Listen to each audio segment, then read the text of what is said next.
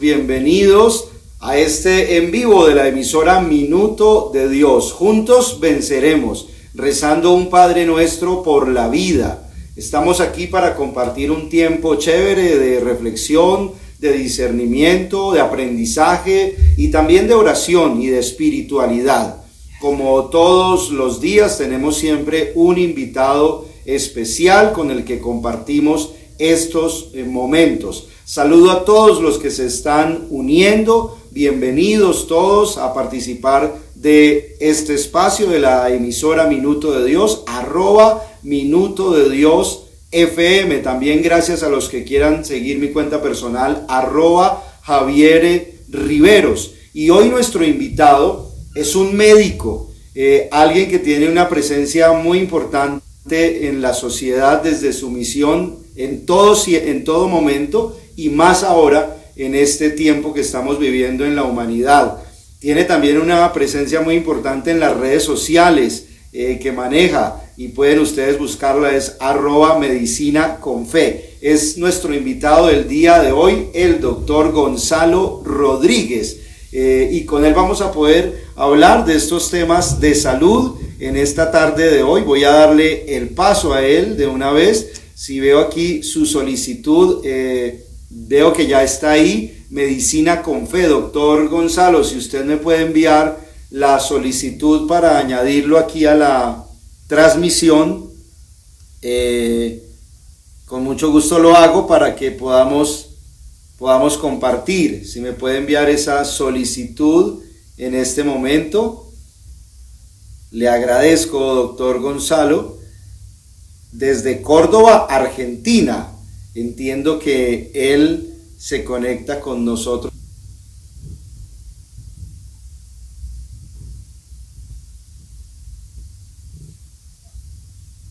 Ahora sí. Padre, Ahora sí. ¿Qué tal? Buenas tardes. Muy buenas tardes, doctor Gonzalo. Bienvenido. Gracias por compartir este en vivo. Juntos venceremos, de la emisora Minuto de Dios en Bogotá. ¿Cómo está usted?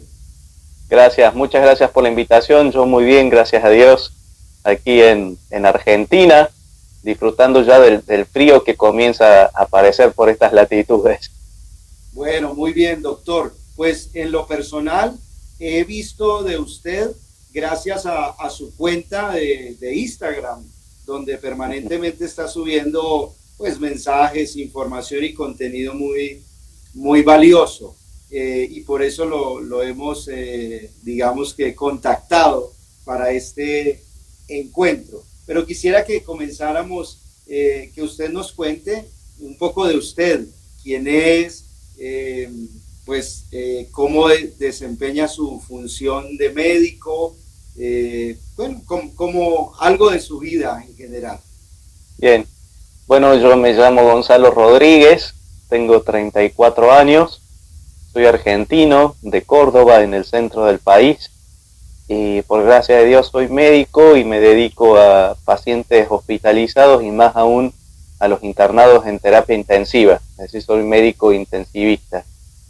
Y bueno, ya hace un par de años que ejerzo en este lugar, que es verdaderamente una vidriera del sufrimiento humano, ¿verdad? Porque allí en terapia intensiva están de los que sufren, los que más sufren, ¿no? Muchas veces estos pacientes están debatiéndose entre la vida y la muerte, y si no, necesitan cuidados críticos por tener alguna enfermedad que de algún modo o potencialmente pone en riesgo su salud gravemente, ¿no?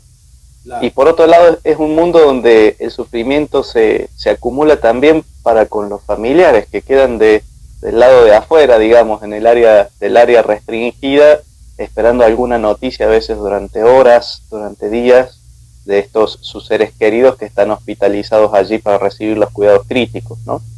Entonces, sufrimiento físico, pero también mucho sufrimiento espiritual, sea del enfermo mismo o sea de todas estas familias que aguardan afuera durante, decía, horas o días alguna noticia de su ser querido, ¿no? Y bueno, y la verdad que yo llegué atender aquí con lo que yo soy a cuestas. Yo soy hijo de Dios, tuve la gracia de que mi familia me bautizara y yo ingresé en la fe así a temprana edad, y y digamos que vivo mi fe lo más plenamente que puedo. Entonces cuando llegué allí a atender a mis pacientes, al decir de San Pablo, su voz me quemaba adentro, ¿no? ¿Cómo no decirles que hay un Dios que nos ama, que pueden estar tranquilos a pesar de la tempestad? Que aquí hay alguien más grande que Jonás, más grande que tu enfermedad, que aquí está el Señor y quiere bendecirte, ¿no? Y al principio luché un poco con eso porque me resultaba como una obviedad, para mí era tan natural que el Señor estuviese allí, pero enseguida me di cuenta que la enfermedad del sufrimiento es una instancia que un poco nos obnubila el entendimiento, ¿no?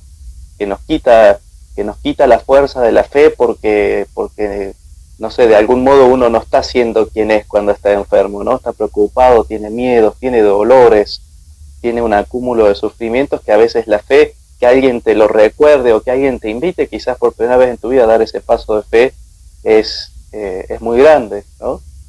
Y así comenzó entonces esta pequeña gran locura. Yo pensé que Dios me la pedía solamente para mis propios pacientes, en mi pequeño metro cuadrado, digamos, pero que después se fue extendiendo más y más. De ahí surgió la publicación de un libro, las redes sociales, grupos de oración en distintas partes del mundo, bueno, y de repente nos encontramos en esto que llamamos Medicina con Fe, que es una herramienta, una invitación a hacer del sufrimiento una instancia especial para encontrarnos con el Señor, a quien hemos titulado así de Señor de los consuelos, por lo que sentimos que Él es capaz de dar en estas circunstancias, ¿no?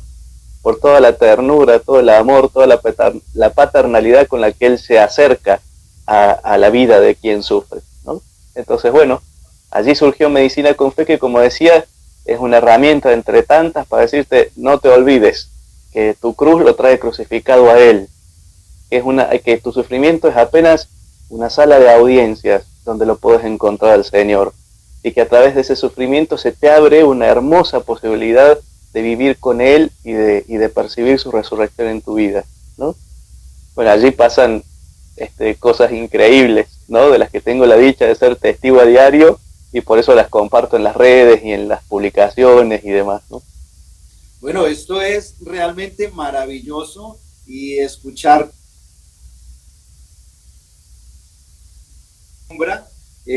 un médico, un doctor hablando con esta fe, y creo que es algo que realmente atrae e inquieta. ¿Por qué esto? Y de hecho, cuando uno ve tu cuenta, tú planteas allí fe y ciencia, se deben retroalimentar y se potencializan mutuamente, y ya en tus primeras palabras vemos esa unión entre humanidad y ciencia. Esto no es solo ciencia, es que hay seres humanos, y claro, seres humanos que sufren.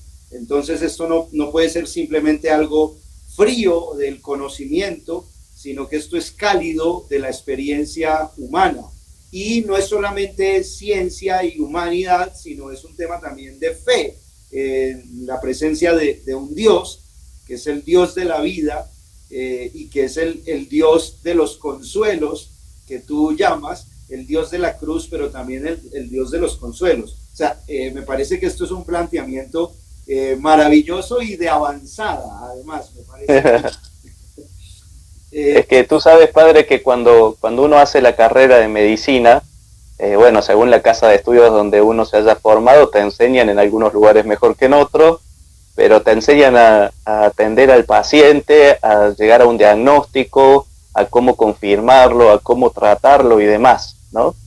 Y uno después sale al ruedo, sale a la cancha a jugar el partido de la profesión, y uno se encuentra con que adelante tuyo tenés a una persona que es mucho más que una enfermedad, que es una persona que tiene un presente, que tiene una familia, que tiene un pasado, que llega a esa enfermedad de un modo específico según todo lo que vivió, según todas las expectativas que tiene.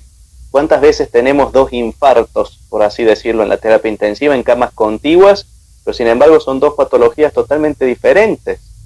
No es lo mismo un infarto en esta persona que llega de este modo y un infarto en esta otra que llega de este otro, ¿no? Pero esas menudencias que uno termina aprendiendo con el ejercicio de la profesión, cuando uno se forma para ser médico, nadie te las pone de manifiesto, ¿no? Y al decir de San Juan Pablo II, un enfermo necesita encontrar en su médico, además de a un científico que lo trate y lo diagnostique, a otro ser humano que lo contenga. Ese es el principio, porque de última la relación médico-paciente es un vínculo humano. Ajá. Nosotros como ciencia, la medicina, como todas las ciencias, tiene un objeto de estudio, pero nuestro objeto de estudio es una persona, no una enfermedad.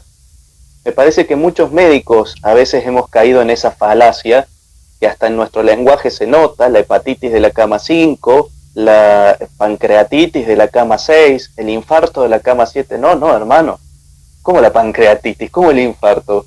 Es una persona. Tanto así que en nuestra terapia intensiva, que tengo la suerte de haber llegado a un lugar con profesionales de una humanidad intachable, nosotros en las terapias se utiliza una pizarra donde se anotan los nombres de los pacientes, la fecha de ingreso, la patología, como para tener de un solo pantallazo a la vista en la sala médica todo lo que acontece en la terapia de internación, ¿no?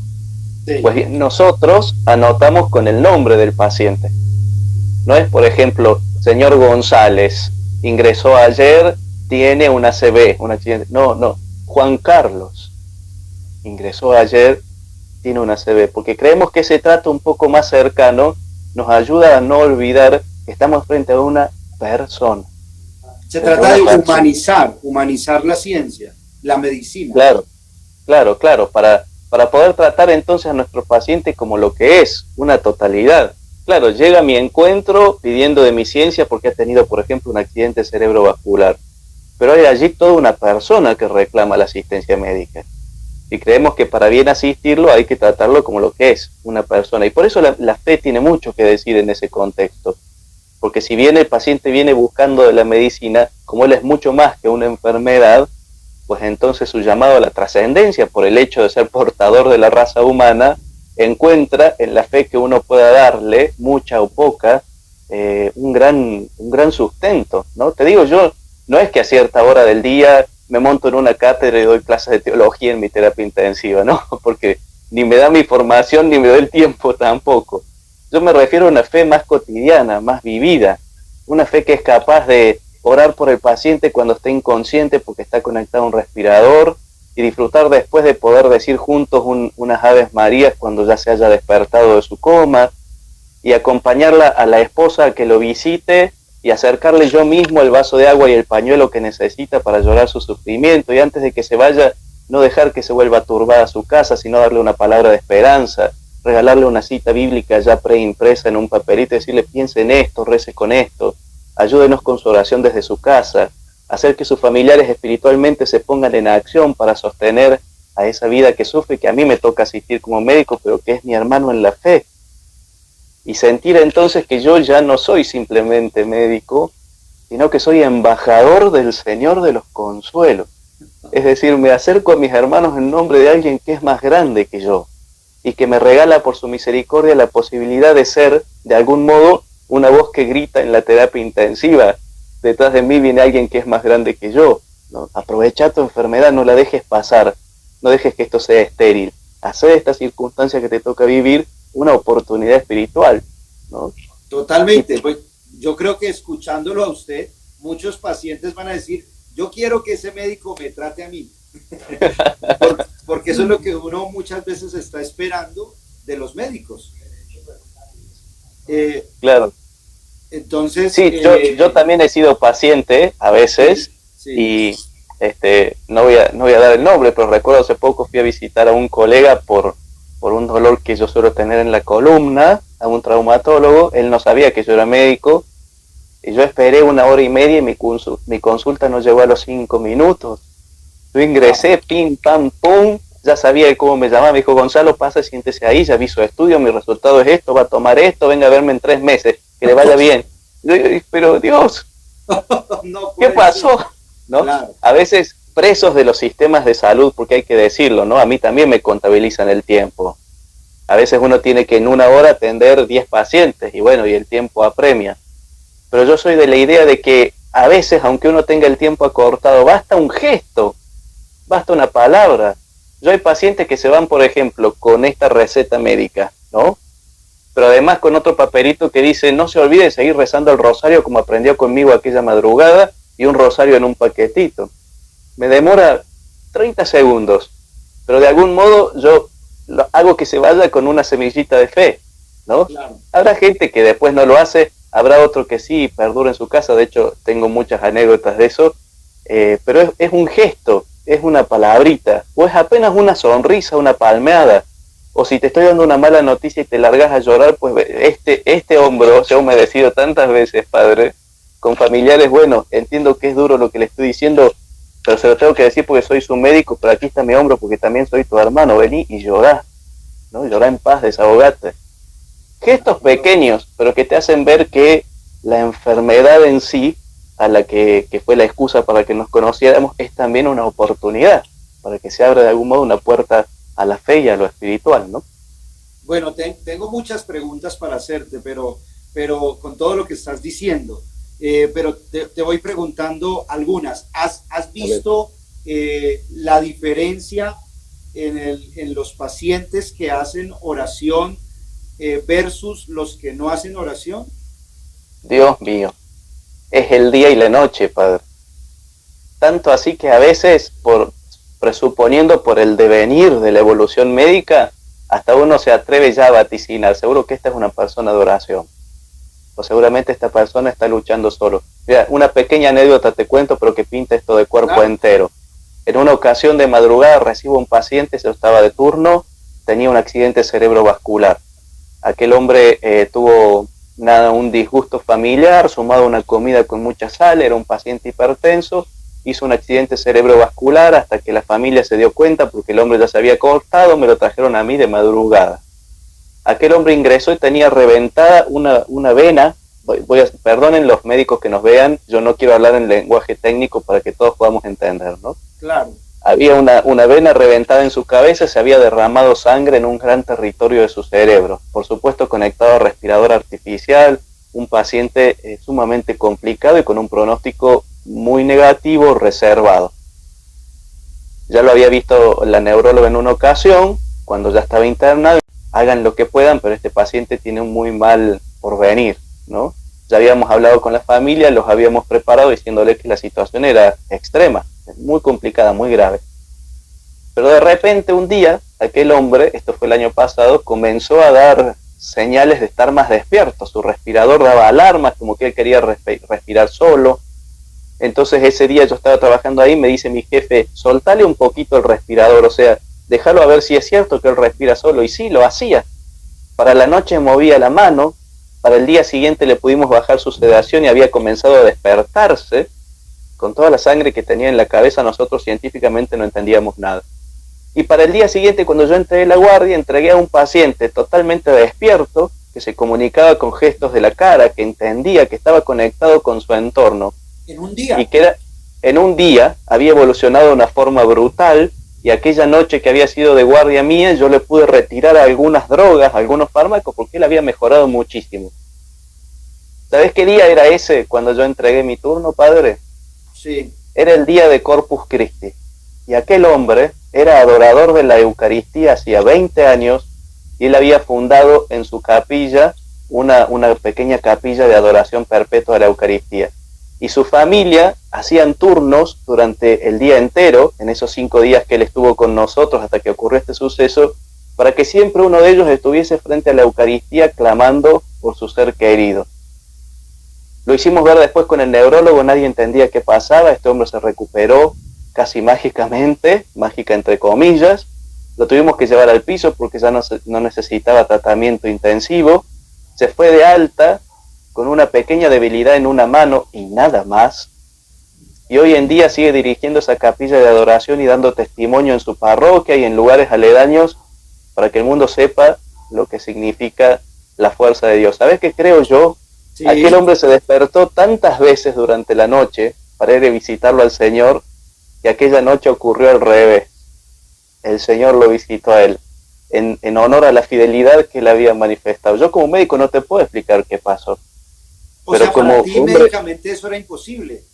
Y la situación era absolutamente, todo lo que médicamente se podía leer de ese hombre era que el desenlace era absolutamente otro, ¿no? Claro. Que la cosa iba muy mal, y sin embargo, allí hubo un factor bueno, después uno como científico puede buscarle la quinta pata al gato, ¿no? Sí, bueno, quizás se reabsorbió la sangre porque cayó más sobre el lateral y descomprimió el área del cerebro que le permitía, sí, fantástico. Pero todo aquello ocurrió en la noche en que como iglesia venerábamos la presencia real del Señor en la Eucaristía, que es a lo que este hombre se ha dedicado desde hace 20 años. O sea, yo siento que hay un olor a cielo en eso. Puedo percibir que la oración de este hombre de algún modo marcó aquella vez la diferencia, ¿no? Bueno, yo veo que usted es un hombre, por supuesto, de fe y que cree en milagros, porque esto fue un milagro. ¿Has visto muchos milagros así como este o es algo muy excepcional o es algo más bien frecuente? ¿Qué tanto lo ves? He visto muchos milagros, ¿sabes por qué, padre? Porque para mí el milagro más grande, el milagro que yo busco, el milagro por el que yo rezo a diario, es el del encuentro del Señor de los Consuelos con su hijo enfermo.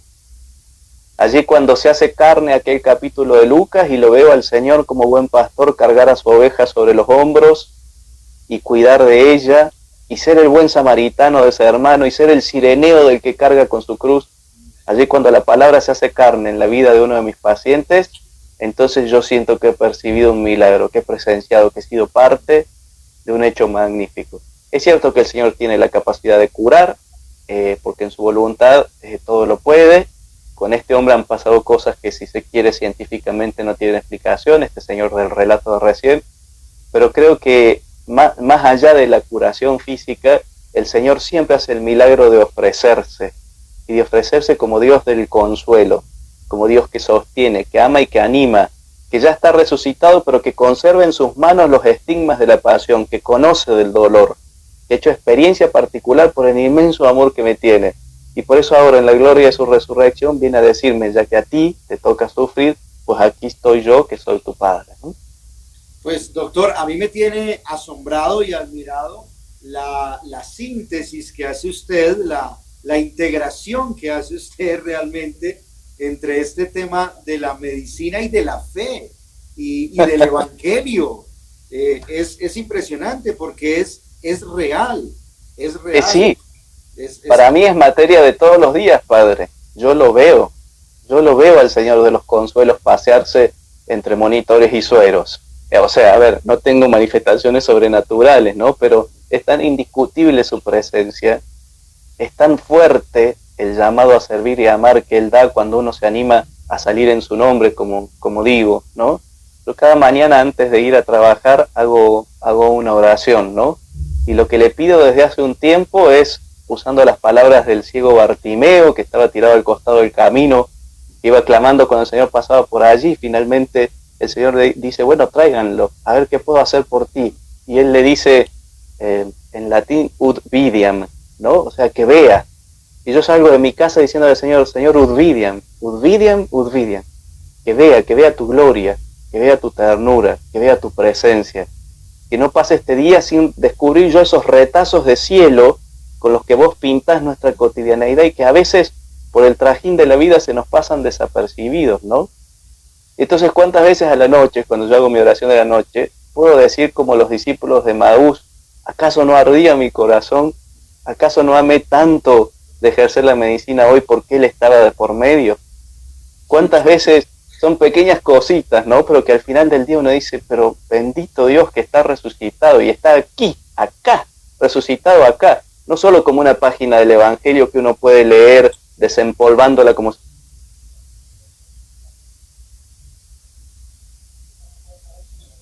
Sí. Que se ha contagiado a otros colegas de esa misma fe.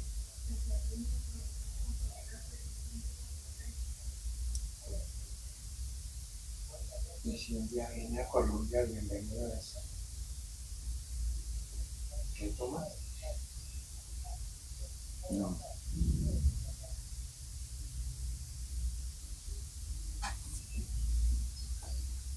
Se cortó la... ¿Qué pasa ahí ahora? Se cortó la comunicación. Vamos a ver si la recuperamos. Vamos a ver si el doctor se puede unir. Voy a desconectarme y vuelvo y me conecto inmediato. Quizás algo sucedió allí, pero ya nos conectamos de nuevo.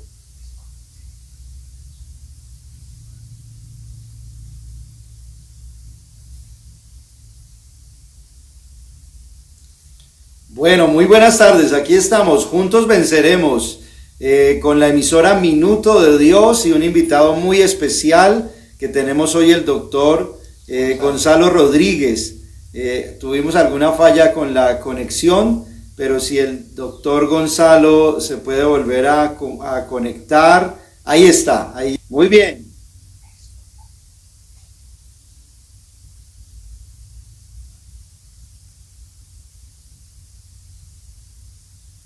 Ahora sí, padre, volvimos. Volvimos, doctor, qué pena con usted. Y bueno, gracias a Dios que la señal ahí se retoma, aunque todavía no lo estoy viendo, solo lo escucho. ¿Así? Yo sí los puedo ver y a mí Sí, me figura con mi imagen. A ver, me voy a volver a conectar entonces, ¿bien? bueno, volvámoslo a intentar entonces.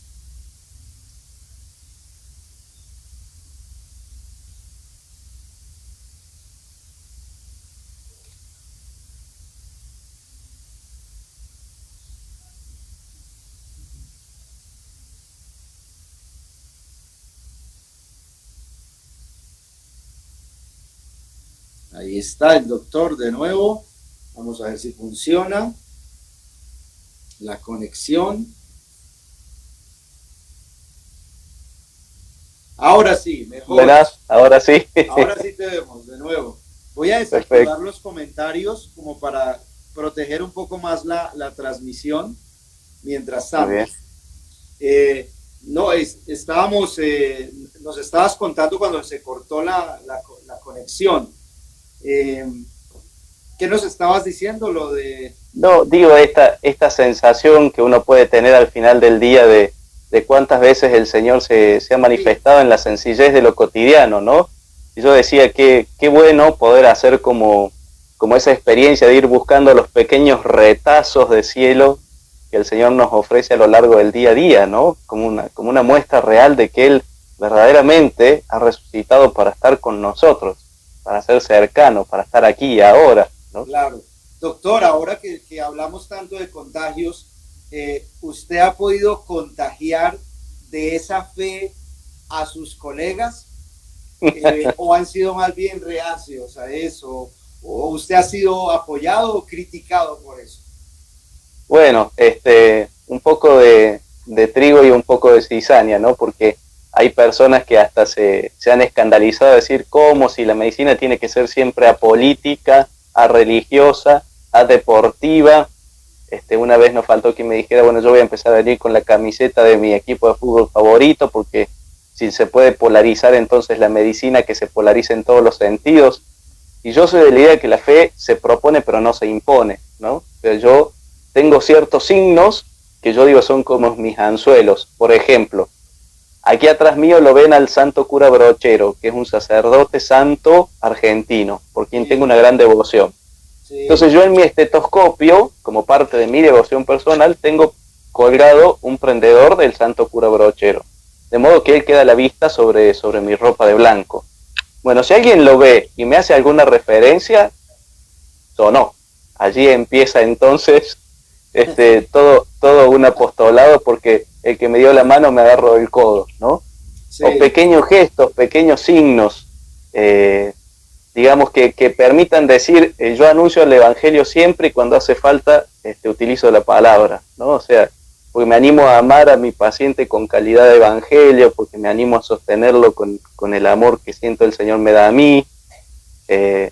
Bueno, entonces no siempre se trata de un imponer la fe, sino de ir proponiéndola en el trato humano y cuando se puede, claro, sí, hacer una oración juntos o tener un gesto más concreto, ¿no? Y frente a esto hay médicos, como te decía recién, que se han mostrado un poco reacios. Hay otros que dicen, mira, mientras al paciente le venga bien, vos dale para adelante. Y hay otros muchos que han visto la diferencia que genera la fe y que sí, se animan entonces a preguntarse, che, ¿qué hay detrás de eso? ¿No? claro.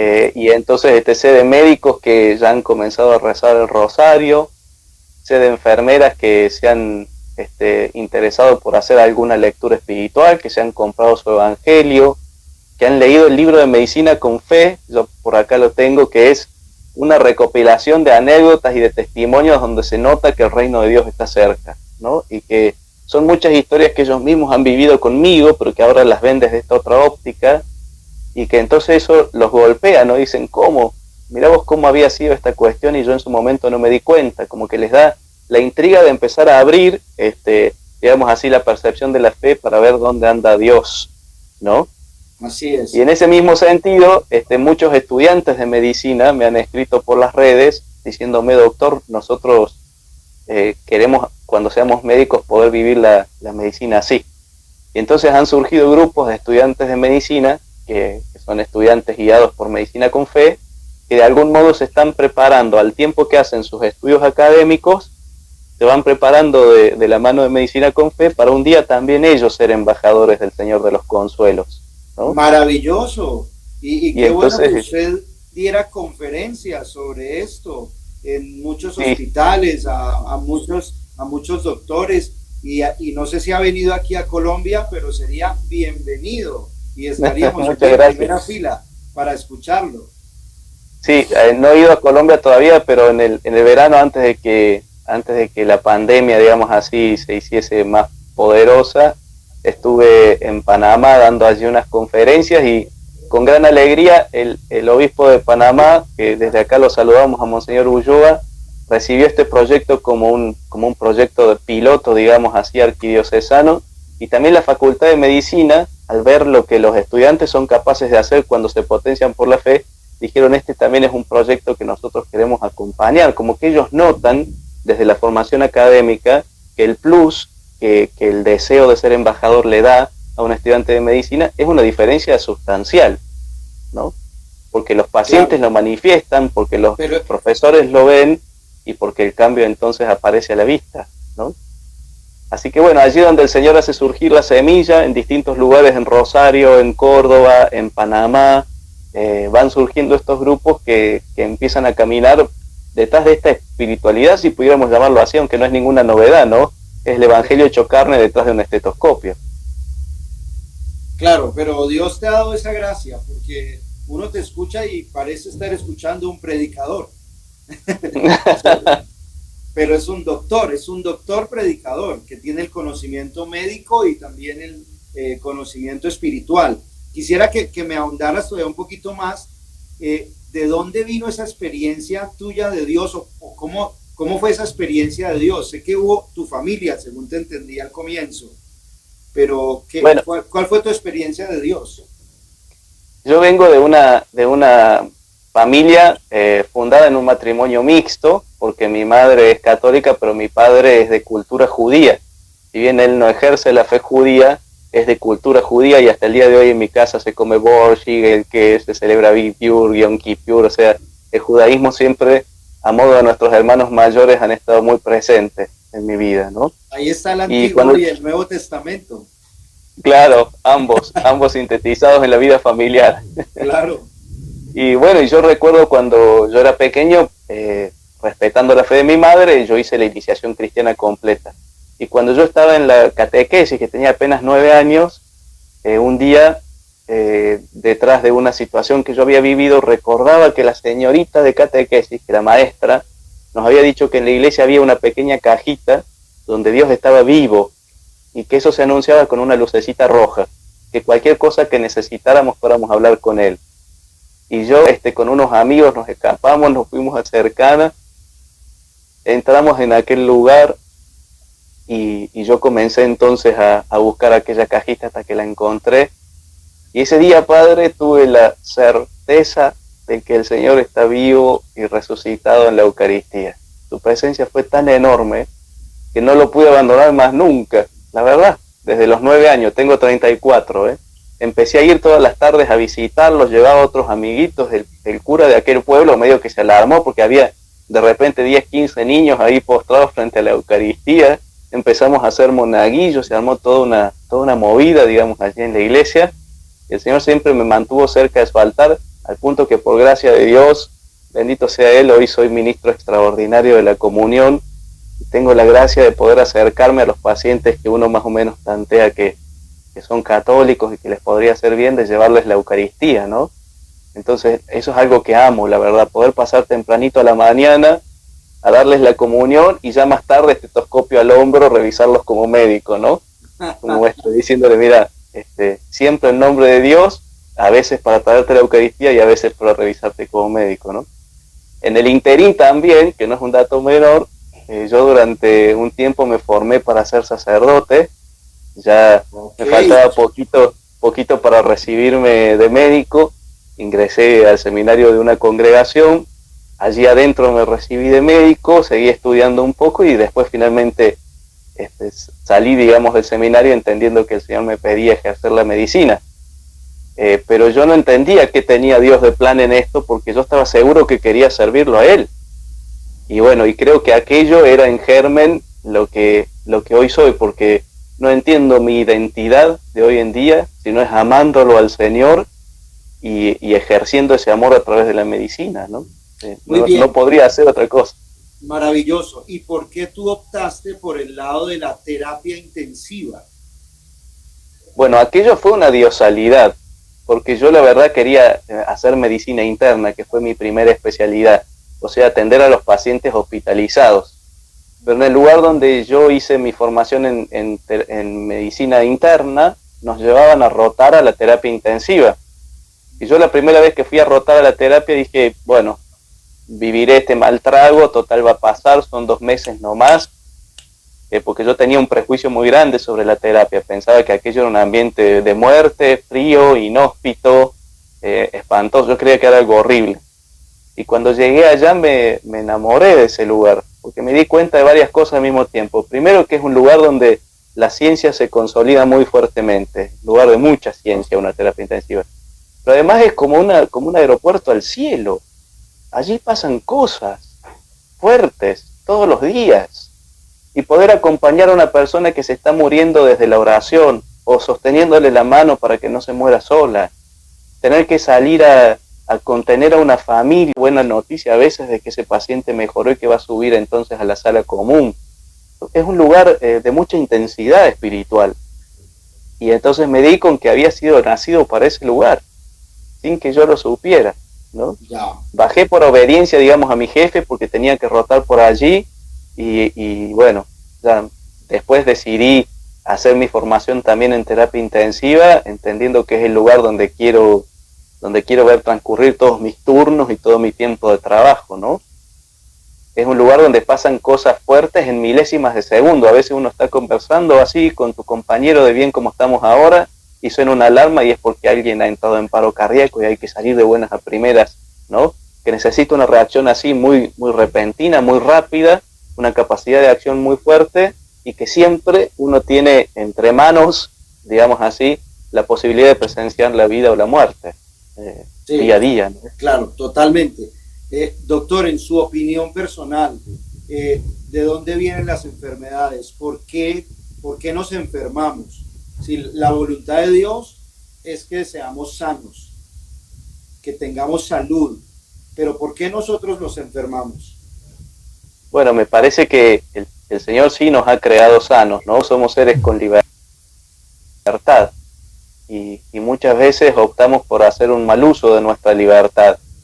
Y el Señor, en el amor que nos tiene, lo permite porque también es capaz de hacer de esas instancias después de enfermedad ocasión de crecimiento y de aprendizaje, ¿no? Y también sé como médico que hay muchos condicionantes para las enfermedades. De hecho, no se enferma quien quiere, sino quien puede, dice el dicho de la jerga médica, ¿no? O sea, para que una enfermedad se dé, tienen que coexistir una serie de elementos ambientales con una cierta carga genética, porque hay porque hay hijos, digo, de padre diabético y de madre diabética que ellos nunca desarrollan diabetes. Porque hay hijos de padre y madre no diabéticos, pero con un abuelo diabético que sí desarrollan, o sea, hay un cúmulo de cosas para que uno pueda enfermarse de algo, ¿no? Y también sabemos que somos una unidad, definitivamente. Entonces, ¿cuántas veces nuestras luchas espirituales terminan afectando nuestro físico también? ¿Nuestras luchas espirituales, dices? nuestras luchas espirituales cuántas veces terminan siendo el factor que rebalsa el vaso para que entonces uno enferme, ¿no? No digo Pero cuando hablas de necesariamente... espiritual, ¿te refieres a qué? ¿A Pues, luchas emocionales, anímicas? ¿O luchas, a... claro, claro, luchas emocionales, luchas anímicas, el pecado mismo sabemos, Padre, cuánto enferma, ¿no? El pecado Ajá. enferma físicamente, yo lo he visto. ¿Cuántos pacientes he tenido que arrastrados por el pecado de la lujuria han terminado encontrando entonces un flagelo físico, ¿no? Ok. Y bueno, porque una cosa, somos definitivamente una unidad, ¿no? Por eso yo creo, la Organización Mundial de la Salud dice que la salud es el completo estado de bienestar físico, psicológico y social, y no solamente y también espiritual, diría yo, y no solamente la ausencia de enfermedad, Falta que se ¿no? diga eso. Falta que se diga eso, claro, Ok. porque la verdad que la ciencia médica, la ciencia en sí, lo que no se puede pesar, medir, tocar, no existe. Y bueno, el espíritu, No se siendo toca. inmaterial, no pertenece a ese rango de cosas. Entonces, por lo tanto, para la ciencia no es algo ponderable, no es algo que tenga que ser considerado. Pero a A ver, menos que eso espíritu, eso material esté habitado por algo espiritual, que es algo claro, lógico y debería ser tenido en cuenta. claro, Eh, claro. en el ambiente espiritual se habla a veces de las ataduras intergeneracionales. Ahora que hablaste de como enfermedades hereditarias, digamos genéticamente, la diabetes o cualquier otra. Y espiritualmente uno dice, pueden haber ataduras intergeneracionales de la familia que hay que romperlas, digamos, espiritualmente. ¿Tú qué piensas de eso? Yo pienso por la experiencia personal y también por lo que he visto en mis pacientes que es cierto. Hay ciertos flagelos que de algún modo, no sé si se heredan espiritualmente, desconozco, digamos, por mi poca formación teológica, pero sí sé que hay ciertas afecciones que pueden incidir en más de una persona y que generalmente cuando tocan a otras hay algún tipo de vínculo. Yo no sé si es porque a través del vínculo afectivo que yo tengo con otro hay una tendencia como a imitar o a tener el mismo grado de vulnerabilidad que el otro o algún grado de identificación con el otro, así como muchas veces uno nota en la voz de un niño el mismo tono de voz de su padre o de su madre, porque hay cosas que de algún modo nuestra familia nos transmite por el hecho de participar afectivamente del mismo núcleo. Y bueno, y si mi familia tiene así alguna afección espiritual y seguramente a mí también se me transmita. Ok, muy bien. Bueno, doctor, en general, ¿qué piensa usted que qué estilo de vida debe llevar una persona para estar sana, para vivir en la salud que Dios quiere? Bueno, hay una cierta cantidad de cosas que uno no puede obviar si realmente busca la sanidad, ¿no? Y que me parece, en esto tenemos también una responsabilidad espiritual porque el cuerpo es templo del Espíritu Santo, ¿no? Entonces, hablo acá de una espiritualidad bien encarnada, ¿no? Lejos Okay. de pensar en una espiritualidad así sumamente mística, sino decir, bueno, yo también soy este cuerpo que el Señor me regaló, porque al decir de los antiguos soy lo superior de lo inferior y lo inferior de lo superior, ¿no? O sea, soy un ser físico que tiene también alma y de los seres espirituales soy el inferior, porque ni soy ángel ni soy persona divina, ¿no? Wow, Entonces sí. yo soy este cuerpo que tengo que cuidar y para ello tengo que procurar una alimentación equilibrada, un aporte de fluidos suficiente, tengo que procurar una cierta cantidad de horas de sueño por día, y tengo que procurar también un cierto grado de ejercicio físico según mi edad, mi sexo y mis constituyentes de talla y peso, que se llama índice de masa corporal, ¿no? Y por supuesto tengo que procurar no incorporar aquellos alimentos o hábitos, digamos así, de vida que dañan al cuerpo, que lo sabemos, ¿no? Por ejemplo, si yo tengo una afección desordenada por la comida, pues entonces mi cuerpo se va a resentir con eso. Ni hablar de si fumo, ni hablar de si tengo un problema con el alcohol, ni hablar de si, no sé, a veces uno tiene un cierto grado de ansiedad y descubre, yo hace poco atendí a una persona que estaba con un gran compromiso digestivo, porque su marido tiene una fábrica de maní, de aguacate, no sé cómo le dijeran allá en Colombia, y esta mujer, el único modo que había encontrado de calmar su ansiedad era comer y comer y comer y comer de esa sustancia, y un día se bajó una bolsa de 5 kilos y llegó a terapia intensiva. O sea, afectó su salud de modo directo por no haber podido controlar su ansiedad, que nacía desde otros problemas, que ahora no viene al caso, ¿no? Pero digo, hay ciertas conductas o ciertos hábitos que quizás cuando se instauran como hábito, es decir, como un hecho repetitivo, terminan modificando nuestro estado de salud, y de ello somos responsables. Muy bien, entonces alimentarse bien, descansar bien, vivir estar bien hidratado, comer bien. ¿Qué es bien hidratado? Bien hidratado, bueno, de vuelta, según la edad y según las patologías previas, pero para un adulto de 35 años, de 70 kilos de peso, es al menos 2 litros de agua por día. Ok, bueno, muy importante. Los 8 vasos de agua diario. Los 8 vasos de agua diario. De hecho, cualquiera de nosotros, usted y yo, padre, que somos hombres, el 60% de nuestro cuerpo es agua. El 60%, ¿eh? Wow. Es una proporción grande. Ok. Bueno, doctor, y en esta época de pandemia, de coronavirus, ¿qué piensa usted de esa situación? ¿Qué tan cerca ve usted el tema de la vacuna o de un tratamiento para enfrentar esa pandemia? Bien, me parece que estamos frente a una situación que no respeta, digamos así, ni edad, ni sexo, ni condición social, ni nacionalidad, ni raza, ni color de piel.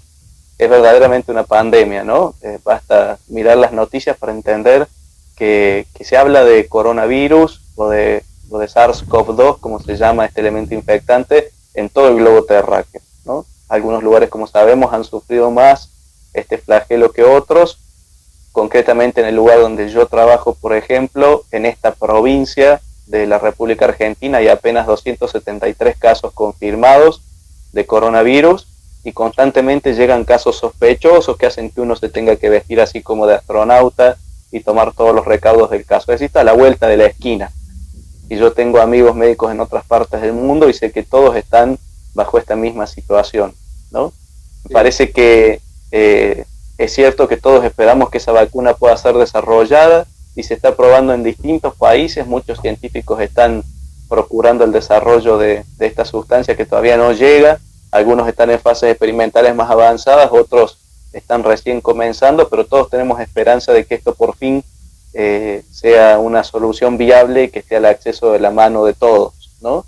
Mientras tanto, lo que queda está al alcance de cada uno, por la buena higiene de manos, en algunos lugares, como ya ocurre aquí, el uso de tapabocas, que aquí ya es directamente obligatorio, y también evitando los lugares de conglomerado de personas y evitando, teniendo un distanciamiento social de al menos 1,5 metros a 2 de las personas en los lugares laborales o a los lugares donde uno debe asistir, como tiendas para comprar alimentos o supermercados, ¿no?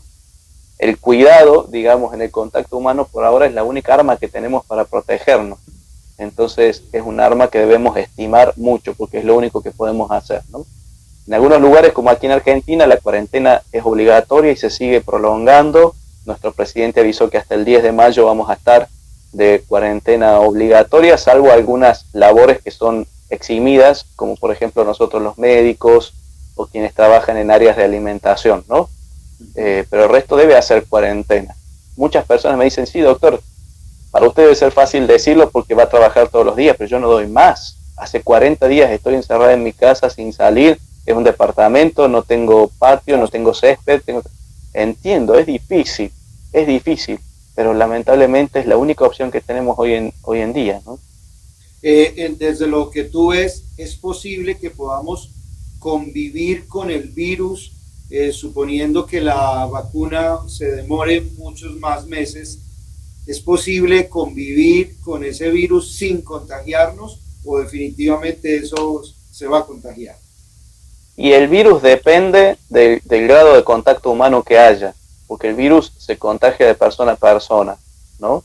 Si bien es cierto que las superficies quedan contaminadas por una cierta cantidad de tiempo, depende también de la temperatura de esas superficies. El grado más grande de contagio sigue siendo persona a persona.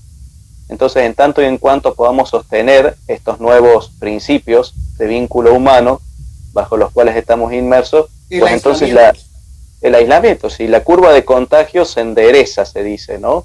Sí. O sea, la cantidad de casos que pudiese ocurrir como contagios al mismo tiempo se dispersa en la línea del tiempo y entonces ya no significa un impacto tan masivo. Es lo único que podemos hacer por ahora. Hace poco un epidemiólogo de mi país, en una nota científica, dijo que quizás el coronavirus haya llegado para quedarse, es decir, que no lo vamos a poder erradicar y que la vacuna del coronavirus va a tener que ser parte del plan de vacunación anual. No lo sé, me imagino que el tiempo dirá si eso puede ser así o no, pero por lo pronto me parece que hasta que la vacuna llegue, que sería una forma muy eficaz de ganar la inmunidad y por lo tanto protegernos del coronavirus, la responsabilidad personal en el aislamiento y en el contacto con los demás es el único caballito de batalla que tenemos. Ok, perfecto, nos queda claro, higiene personal, cuidados personales y aislamiento, definitivamente. Sí, de paso, ya que estamos hablando de esto, no sé si todo el mundo sabe bien cómo hay que lavarse las manos, porque uno naturalmente cuando se lava las manos hace esto y punto, ¿no? Sí. Pero en verdad para lavarse la mano hay que hacer cierta cantidad de movimientos, que es primero las palmas, después una mano sobre la otra, para lavar los intertrigos, la otra mano, ¿no? Las uñas contra una palma, las uñas contra la otra, el lomo de ambas manos y por fin las muñecas, ¿no? Okay. Y entonces uno dirá, ¿y cuánto tiempo tengo que demorar en hacer esos movimientos? Porque si yo los hago así, ¿ya me lavé? No, todavía no. Es el tiempo que uno demora en rezar un Ave María rezado con el corazón. ¿Bien? Entonces, ya que hay que lavarse las manos, aprovecha a regalarle una rosa a su Madre del Cielo, encomiéndela a su intercesión, a alguna intención que tenga en el corazón, y entonces así de algún modo está purificando su alma y también se está purificando las manos. No, totalmente, sin duda que sí. Aprovecha bien el tiempo. Ya claro. Estamos aprendiendo muchísimo. Ya sabemos, para que quedemos bien lavados, una Ave María. Una Ave María. Una Ave María, perfecto. Pues doctor, ya mire, ya vamos a completar casi una hora aquí hablando y uno quisiera seguir hablando porque realmente es maravilloso, es enriquecedor, ilumina, da esperanza toda esta reflexión y esta síntesis que tú estás haciendo entre fe y ciencia, que además es lo que la iglesia ha enseñado. Fe y razón, eso debe ir de la mano, eso no se opone. Y bueno, en eso tenemos que seguir avanzando. Doctor, gracias por compartir con nosotros. Quisiéramos tenerlo en Colombia algún día. Ojalá que se viene, ténganos presente en el Minuto de Dios, porque me encantaría que hagamos programas de radio o de televisión o alguna conferencia especial. Bueno, muchas cosas. ¿Tienes un libro? ¿Dónde se consigue tu libro o cómo se consigue? Bien, por ahora en Argentina es de muy fácil acceso y pronto se va a conseguir en otros países a través de algunas plataformas de ventas que, pobre la editorial que me dijo que sí para imprimir este libro, no se imaginaba que después iba a venir todo esto. Yo tampoco lo sabía, no los engañé. Entonces ahora ellos tienen que expandir su capacidad de ofrecer este producto en otros países y sé que están trabajando fuertemente en eso. Así que en cualquier momento vamos a tener novedades que yo voy a publicar en las páginas de Medicina con Fe, ¿no? En Instagram, en Facebook. Perfecto. Voy a estar anunciando. Es un éxito. Ese libro es un éxito. Y va a ser un éxito mundial. Qué bueno.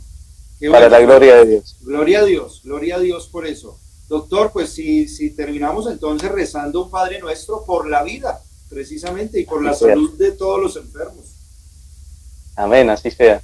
Entonces, si usted, doctor, puede acompañarnos en esa oración. Bien.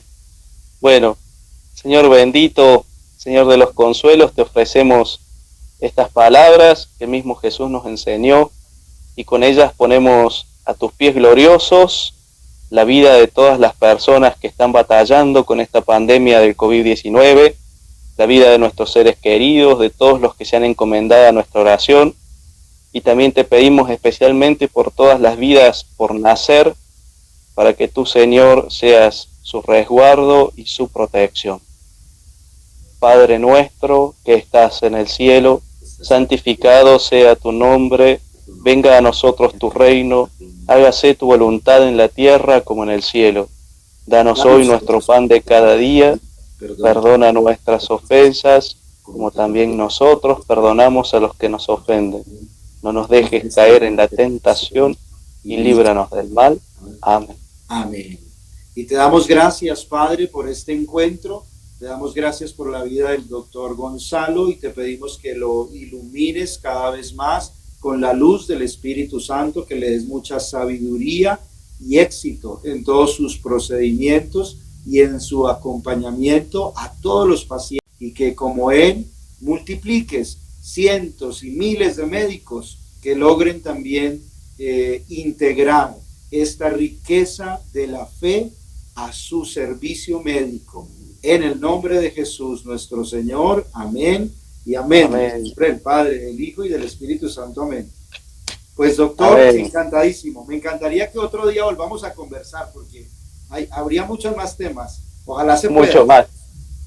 Sí, claro que sí, ojalá que sí. Bueno, doctor, como decimos en Medicina con Fe, sufrir duele, pero también salva, ¿no? Ojalá todos podamos descubrir en nuestros sufrimientos esa oferta de cielo que el Señor nos hace. Exacto, doctor, esta entrevista la vamos a subir al canal de YouTube de la emisora Minuto de Dios, para que sepas que ahí va a quedar colgada, y también los que están conectados que sepan que vamos a sacar un artículo con esta entrevista en la página web de la emisora Minuto de Dios, bogotá.minutodedios.fm, y ahí la van a poder encontrar. Y obviamente aquí en esta cuenta haremos eco de tus palabras en las historias.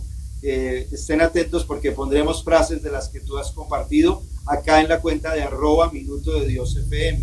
Invitados a seguir también tu cuenta, que es medicina_con_fe. Eso, @medicina_fe. Perfecto, con fe. Con_fe. Eso, muy bien, perfecto. Y también los que quieran seguir mi cuenta personal, los invito a que la pueden seguir, @Javier Riveros. Ahí van a encontrar también contenidos de fe, de sanación espiritual también. Hoy aquí hemos visto sanación física y espiritual en una persona, en el doctor Gonzalo. Doctor, gracias y que Dios lo bendiga. Gracias. Una feliz tarde para todos. Gracias igualmente. Y bendiciones. Cuídense mucho.